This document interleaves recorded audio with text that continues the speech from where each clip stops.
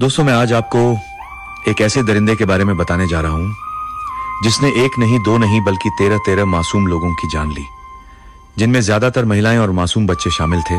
उसने कबूल किया कि किस बेरहमी से उसने उन मासूम बच्चों और औरतों को मारा, और जंगल में ले जाकर उसने उनकी किस हैवानियत से खाल उधेड़ दी, और यहां तक कि उसने अपनी बीवी और 15 साल की मासूम बच्ची तक को नहीं छोड़ा। दोस्तों, मैं बात कर रहा हूं मैनुअल ब्लैंको के बारे में, जिसे रोमा सांटा के नाम से भी जाना जाता है। स्पेन का पहला ऐसा सीरियल किलर जिसने 1852 में बड़ी ही बेरहमी से 13 लोगों की हत्या करने की बात कबूल की थी।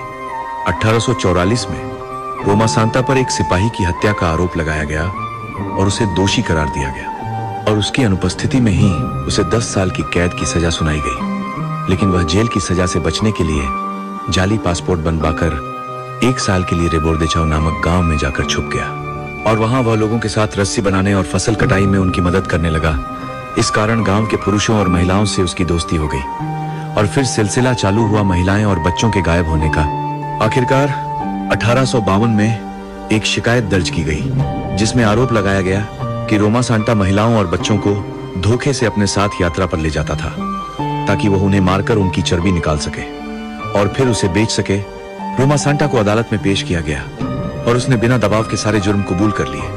उसने दावा किया कि वह एक श्राप से पीड़ित था, जिसके कारण वह भेड़िया बन जाता था, और उसने यह अपराध एक श्राप के कारण किया है।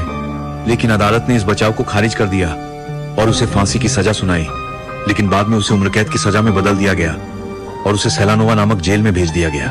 माना जाता है कि रोमा सांता की मृत्यु कुछ ही महीनों के भीतर हो गई थी। स्थानीय लोगों का कहना है कि उसकी मृत्यु बीमारी के कारण हुई थी, लेकिन एक अफवाह यह भी है कि एक गार्ड द्वारा गोली मारे जाने के बाद उसकी मृत्यु हुई थी, जो रोमा सांता को भेड़िया बनते हुए देखना चाहता था। दोस्तों, और भी ऐसी रोमांचक कहानियां सुनने के लिए हमारे नए चैनल को सब्सक्राइब कीजिए।